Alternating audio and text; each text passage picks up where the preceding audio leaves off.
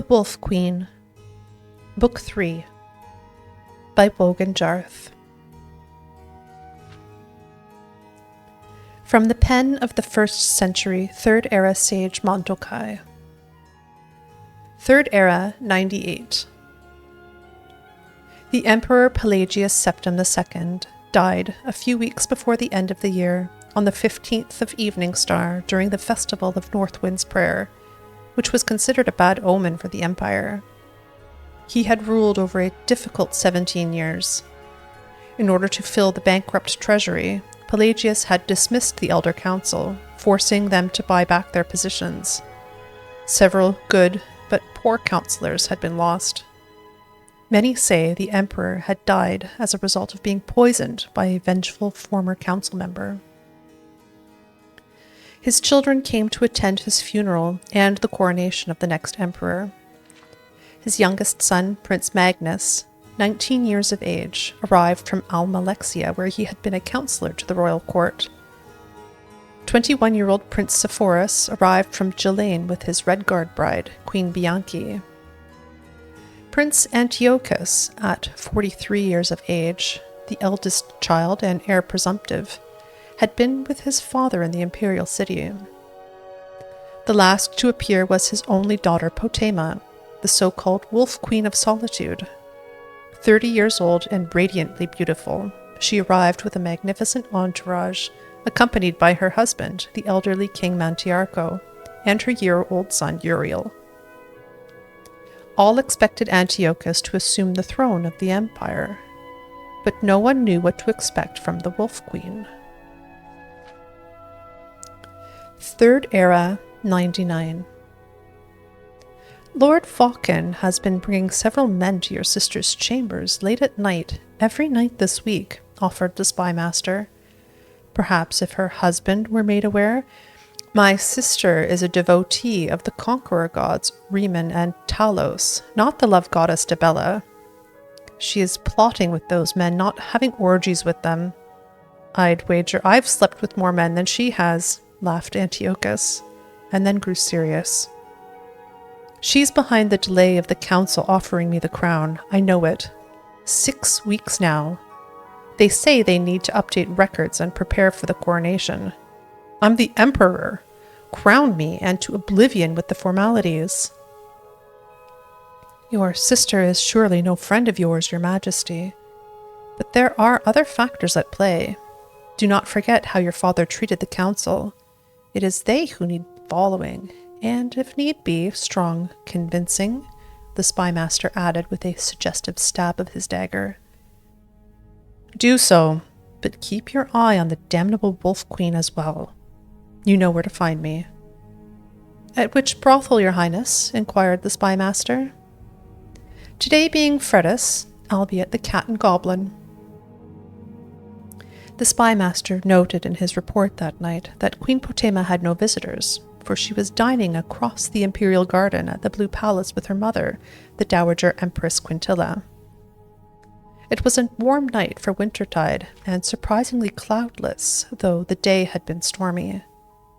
The saturated ground could not take any more, so the formal, structured gardens looked as if they had been glazed with water. The two women took their wine to the wide balcony to look over the grounds. I believe you are trying to sabotage your half-brother's coronation, said Quintilla, not looking at her daughter. Potema saw how the years had not so much wrinkled her mother as faded her, like the sun on a stone. It's not true, said Potema. But would it bother you very much if it were true? Antiochus is not my son. He was 11 years old when I married your father, and we've never been close. I think that being heir presumptive has stunted his growth. He is old enough to have a family with grown children, and yet he spends all his time at debauchery and fornication. He will not make a very good emperor. Quintilla sighed, and then turned to Potema. But it is bad for the family for seeds of discontent to be sown. It is easy to divide up into factions, but very difficult to unite again. I fear for the future of the empire. Those sound like the words, "Are you, by any chance, dying, mother?" "I've read the omens," said Quintilla with a faint, ironic smile. "Don't forget, I was a renowned sorceress in Camlorn. I will be dead in a few months' time, and then, not a year later, your husband will die. I only regret that I will not live to see your child Uriel assume the throne of solitude." "Have you seen whether—" Potema stopped, not wanting to reveal too many of her plans, even to a dying woman. "Whether he will be emperor? Aye, I know the answer to that too, daughter. Don't fear, you'll live to see the answer, one way or the other. I have a gift for him when he is of age." The Dowager Empress removed a necklace with a single great yellow gem from around her neck. "It's a soul gem, infused with the spirit of a great werewolf your father and I defeated in battle 36 years ago. I've enchanted it with spells from the School of Illusion, so its wearer may charm whoever he chooses. An important skill for a king." "And an emperor," said Potema, taking the necklace. "Thank you, mother." An hour later, passing the black branches of the sculpted duad shrubs, Potema noticed a dark figure, which vanished into the shadows under the eaves at her approach. She had noticed people following her before. It was one of the hazards of life in the imperial court. But this man was too close to her chambers. She slipped the necklace around her neck. "Come out where I can see you," she commanded. The man emerged from the shadows, a dark little fellow of middle age dressed in black-dyed goatskin. His eyes were fixed, frozen, under her spell. "Who do you work for?" "Prince Antiochus is my master," he said in a dead voice. "I am his spy." A plan formed. "Is the prince in his study?" "No, milady." "And you have access?" "Yes, milady." Potema smiled widely. She had him. Lead the way. The next morning the storm reappeared in all its fury. The pelting on the walls and ceiling was agony to Antiochus, who was discovering that he no longer had his youthful immunity to a late night of hard drinking. He shoved hard against the Argonian wench sharing his bed. "Make yourself useful and close the window," he moaned. No sooner had the window been bolted than there was a knock at the door. It was the spy master.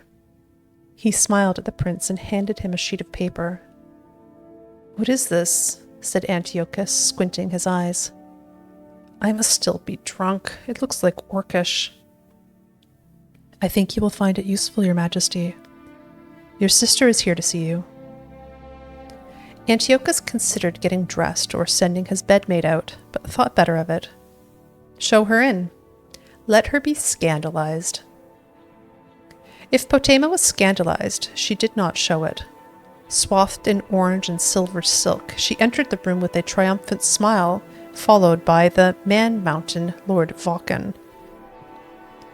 "Dear brother, I spoke to my mother last night, and she advised me very wisely. She said I should not battle with you in public for the good of our family and the empire. Therefore," she said, producing from the folds of her robe a piece of paper, "I am offering you a choice." "A choice," said Antiochus, returning her smile. "That does sound friendly." "Abdicate your rights to the imperial throne voluntarily, and there is no need for me to show the council this," Potema said, handing her brother the letter. "It is a letter with your seal on it, saying that you knew that your father was not Pelagius Septim II, but the royal steward Fonduke.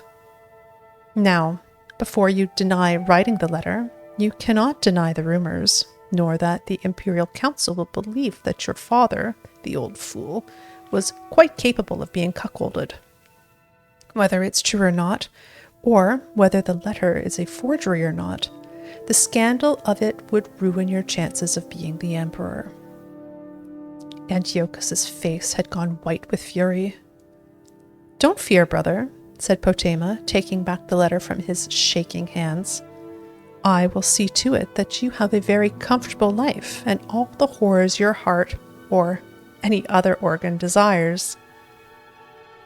Suddenly, Antiochus laughed. He looked over at his spymaster and winked. "I remember when you broke into my stash of Khajiiti erotica and blackmailed me. That was close to 20 years ago. We've got better locks now. You must have noticed. It must have killed you that you couldn't use your own skills to get what you wanted." Potema merely smiled. It didn't matter. She had him. "You must have charmed my servant here into getting you into my study to use my seal," Antiochus smirked. "A spell, perhaps, from your mother, the witch?" Potema continued to smile. Her brother was cleverer than she thought. "Did you know that charm spells, even powerful ones, only last so long?" "Of course you didn't. You never were one for magic. Let me tell you, a generous salary is a stronger motivation for keeping a servant in the long run, sister." Antiochus took out his own sheet of paper. "Now I have a choice for you." "What is that?" said Potema, her smile faltering. "It looks like nonsense, but if you know what you're looking for, it's very clear. It's a practice sheet, your handwriting attempting to look like my handwriting. It's a good gift you have. I wonder if you haven't done this before, imitating another person's handwriting? I understand a letter was found from your husband's dead wife saying that his first son was a bastard. I wonder if you wrote that letter. I wonder if I showed this evidence of your gift to your husband, whether he would believe you wrote that letter. In the future, dear Wolf Queen, don't lay the same trap twice." Potema shook her head, furious, unable to speak. "Give me your forgery and go take a walk in the rain. And then, later today, unhatch whatever other plots you have to keep me from the throne." Antiochus fixed his eyes on Potema's. "I will be emperor, Wolf Queen. Now go." Potema handed her brother the letter and left the room. For a few moments, out in the hallway, she said nothing. She merely glared at the slivers of rainwater dripping down the marble wall from a tiny, unseen crack. "Yes, you will, brother," she said. "But not for very long."